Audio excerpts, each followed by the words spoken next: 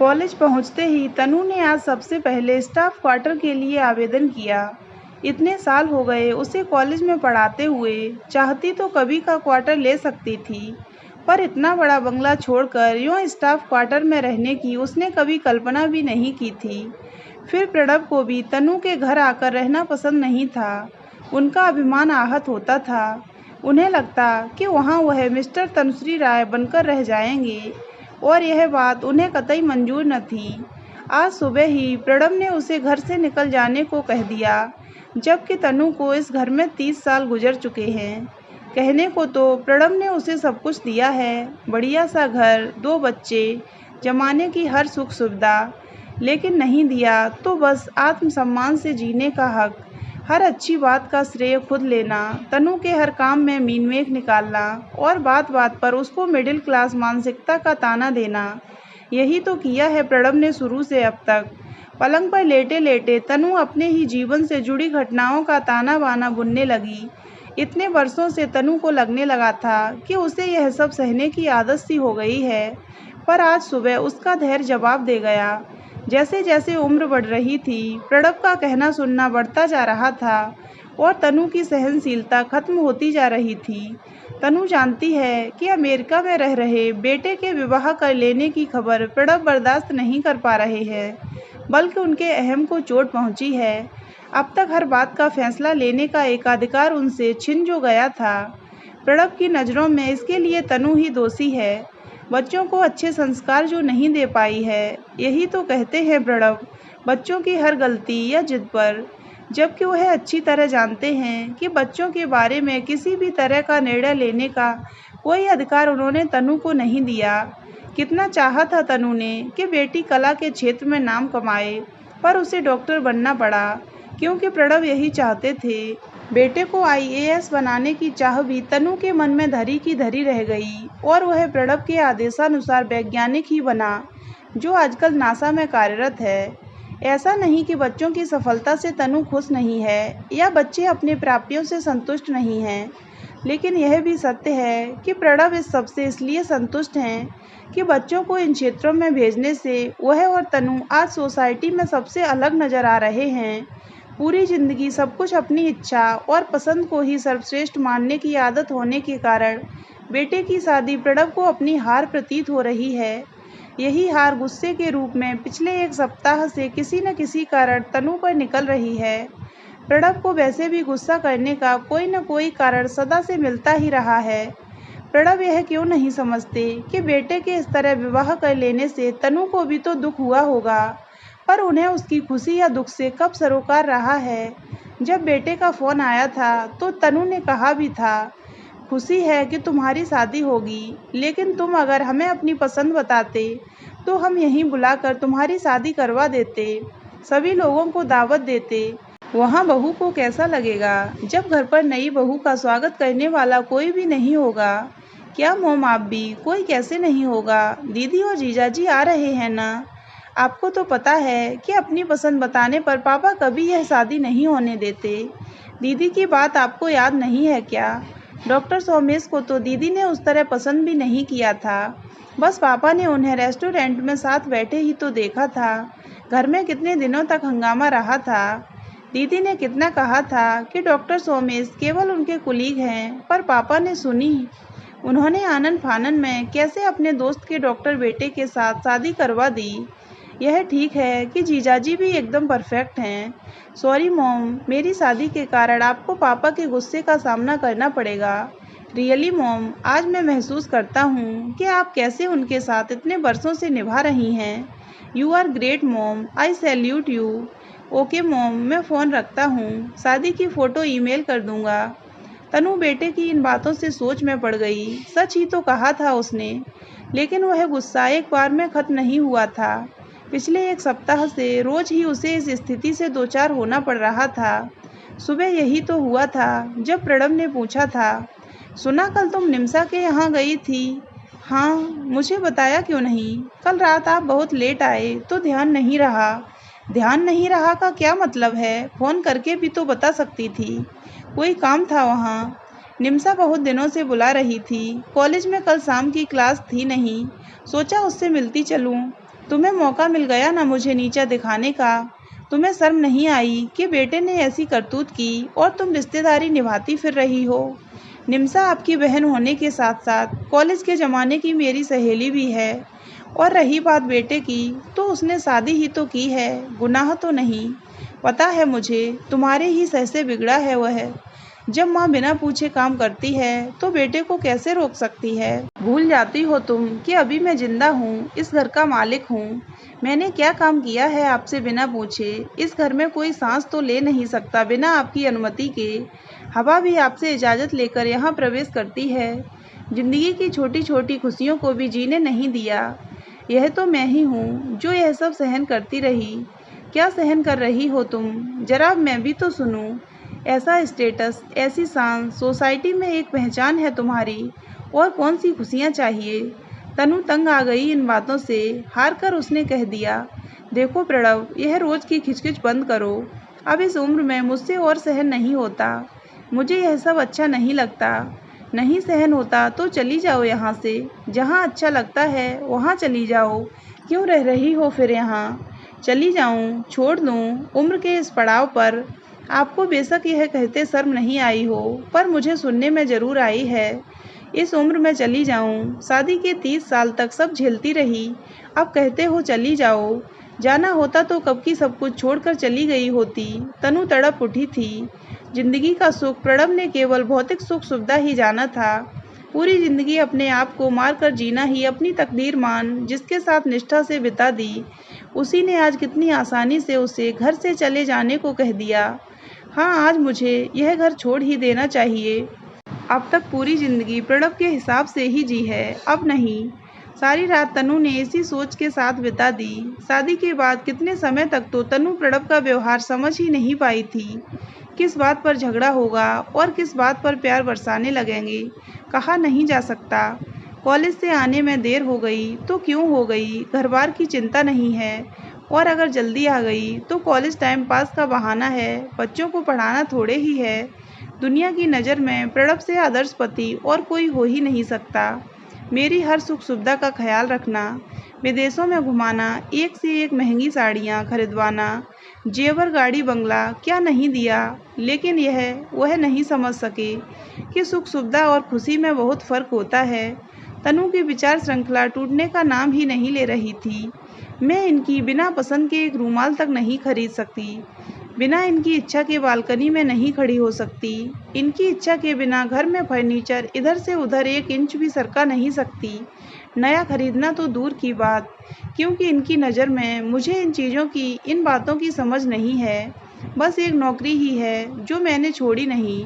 प्रणव ने बहुत कहा कि सोसाइटी में सभी की बीवियां किसी न किसी सोशल काम से जुड़ी रहती हैं। तुम भी कुछ ऐसा ही करो। देखो निम्सा भी तो यही कर रही है, पर तुम्हें क्या पता। पहले हमारे बीच खूब बहस होती थी, पर धीरे धीरे मैंने ही बहस करना छोड़ दिया। आज मैं थक गई थी ऐसी ज़िंदगी से। बच्चों ने तो अपना नीड अलग बना लिया, अब क्या इस उम्र में मैं भी। हाँ, शायद यही उचित होगा। कम से कम ज़िंदगी की संध्या में बिना किसी मानसिक पीड़ा के बिताना चाहती हूँ।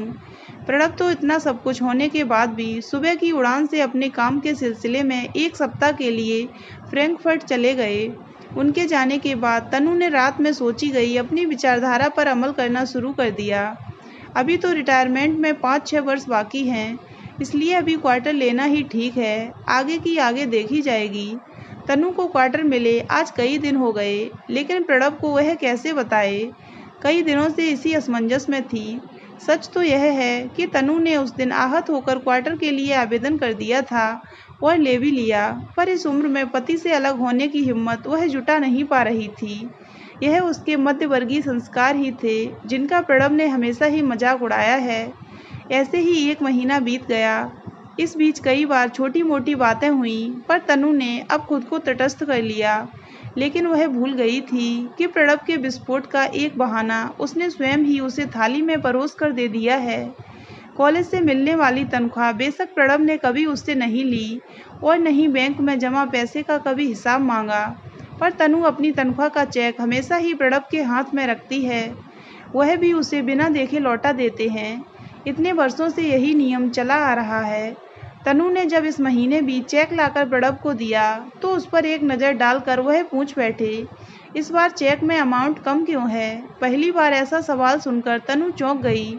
उसने सोचा ही नहीं था कि प्रणव चेक को इतनी गौर से देखते हैं। अब उसे बताना ही पड़ा। अगले महीने से ठीक हो जाएगा। इस महीने शायद स्टाफ क्वार्टर के कट गए होंगे। अभी उसका वाक्य पूरा भी नहीं हुआ था। स्टाफ क्वार्टर के? किसका? तुम्हारा? कब लिया? क्यों लिया? और मुझे बताया भी नहीं।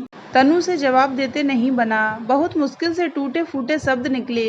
1 डेढ़ महीना हो गया। मैं बताना चाह रही थी लेकिन मौका ही नहीं मिला। वैसे भी अब मैं उसे वापस करने की सोच रही हूँ। 1 महीने से तुम्हें मौका नहीं मिला? मैं मर गया था क्या? यूँ कहो कि तुम बताना नहीं चाहती थी, और जब लिया है तो वापस करने की क्या ज़रूरत है? रहो उसमें। नहीं नहीं, मैंने रहने के लिए नहीं लिया। फिर किस लिए लिया है? उस दिन आपने ही तो मुझे घर से निकल जाने को कहा था, तो गई क्यों नहीं अब तक? मैं पूछता हूँ, अब तक यहाँ क्या कर रही हो? आपकी वजह से नहीं गई। समाज क्या कहेगा आपको? किस उम्र में अपनी पत्नी को घर से निकाल दिया? आप क्या जवाब देंगे? आपकी ज़रूरतों का ध्यान कौन रखेगा? मैं समाज से नहीं डरता। किसमें हिम्मत है जो मुझसे प्रश्न करेगा? और मेरी ज़रूरतों के लिए तुम्हें परेशान होने की आवश्यकता नहीं है।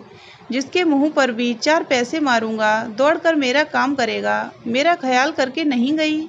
4 पैसे की नौकरी पर इतराती हो। अरे मेरे बिना तुम हो क्या? तुम्हें समाज में लोग मिसेज प्रणव राय के नाम से जानते हैं। तनु का क्रोध आज फिर अपना चरम पार करने लगा। चुप रहिए। मैंने पहले ही कहा था कि अब मुझसे बर्दाश्त नहीं होता। कौन कहता है कि तुम बर्दाश्त करो? अब तो तुमने मकान भी ले लिया है। जाओ, चली जाओ यहाँ से। मैं भूल गया था कि तुम जैसी मिडिल क्लास को कोठी बंगले रास नहीं आते। तुम्हारे लिए तो वही 2-3 कमरों का दड़वा ही ठीक है। तनु इस अपमान को सह नहीं पाई और तुरंत ही अंदर जाकर अपना सूटकेस तैयार किया और वहां से निकल पड़ी, आंखों में आंसू लिए। आज कोठी के फाटक को पार करते ही तनु को ऐसा लगा मानो कितने वर्षों की घुटन के बाद उसने खुली हवा में सांस ली है। सारी रात आंखों में ही काट दी तनु ने अपने नए घर में। सुबह ही झपकी लगी कि डोरबेल से आंख खुल गई। सोचा शायद प्रणव होंगे, पर प्रोफेसर दीप्ति थी।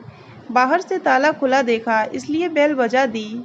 कब आई आप? शालीनता से पूछा था दीप्ति ने। रात में आई। ओह अच्छा है, पता ही नहीं चला। और मिस्टर राय? वह बाहर गए हैं। जब तक 2-4 दिन में यहाँ रहकर देखती हूँ, फिर देखेंगे। दीप्ति भेद भरी मुस्कान से बाय कहकर वहाँ से चल दी। पूरा दिन निकल गया प्रतीक्षा में। तनु को बार बार लग रहा था प्रणव अब आए तब आए, पर वह नहीं ही आए। रात होते होते तनु ने अपने मन को समझा लिया था कि यह किसका इंतजार था मुझे। उसका, जिसने घर से निकाल दिया। अगर उन्हें आना ही होता तो मुझे निकालते ही क्यों? सचमुच मैं उनकी ज़िंदगी का अवांछनीय अध्याय हूँ। लेकिन ऐसा तो नहीं कि मैं ज़बरदस्ती ही उनकी ज़िंदगी में शामिल हुई थी, बल्कि उन्होंने मुझे खुद ही अपने लिए पसंद किया था। शादी से पहले प्रणव कई बार मुझसे मिले। वह जानते थे कि मैं एक आम भारतीय समाज की उपज हूँ, शानो शौकत मेरे खून में नहीं। लेकिन शादी से पहले मेरी यही बातें, मेरी सादगी उन्हें अच्छी लगती थी, जो उनकी सोसाइटी में पाई जाने वाली लड़कियों से मुझे अलग करती थी। तनु को यहाँ रहते 1 महीना हो चुका था। कुछ दिन तो दरवाजे की हर घंटी पर वह प्रणव की उम्मीद लगाती, लेकिन उम्मीदें होती ही टूटने के लिए हैं। इस अकेलेपन को तनु समझ ही नहीं पा रही थी। कभी तो अपने छोटे से घर में 55 वर्षीय प्रोफेसर डॉक्टर तनुश्री राय का मन कॉलेज गर्ल की तरह कुलांचे मार रहा होता कि यहाँ यह मिरर वर्क वाली वॉल हैंगिंग सही लगेगी, और यहाँ यह स्टूल। यहाँ नहीं, इसे इस कोने में रख देती हूँ। तनु अब अपनी इच्छा से हर चीज़ सजा रही थी। कोई मीन-मेख निकालने वाला या उसका हाथ रोकने वाला नहीं था।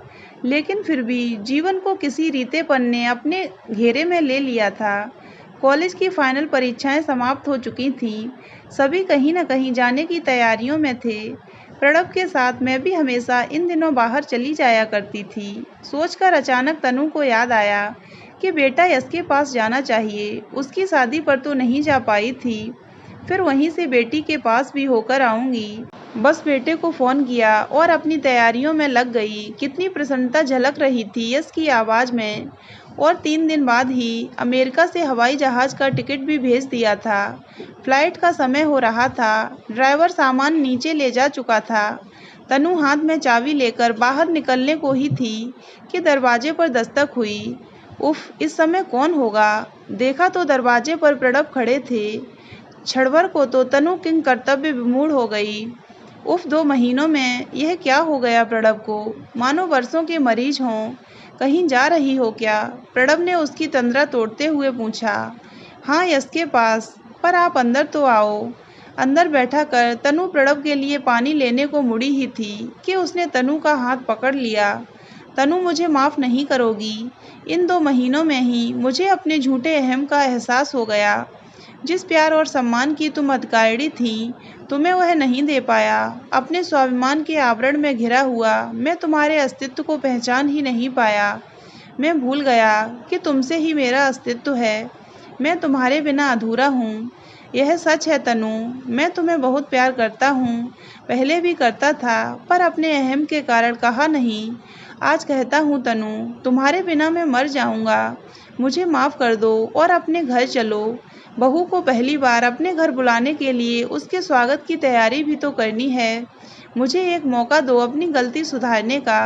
तनु बुढ़ापे में पहली बार अपने पति के प्यार से सराबोर खुशी के आंसू पोंछती हुई अपने बेटे को अपने न आ पाने की सूचना देने के लिए फ़ोन करने लगी।